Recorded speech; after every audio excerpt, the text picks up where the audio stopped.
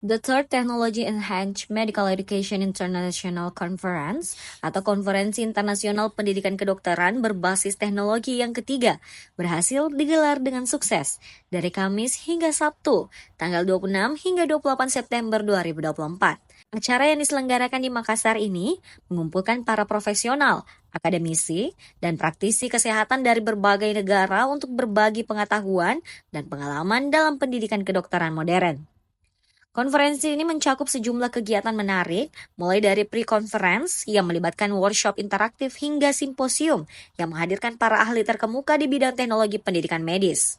Para peserta mendapatkan kesempatan untuk mendiskusikan inovasi terbaru dalam pengajaran dan pembelajaran kedokteran, serta menerapkan teknologi canggih dalam praktik medis.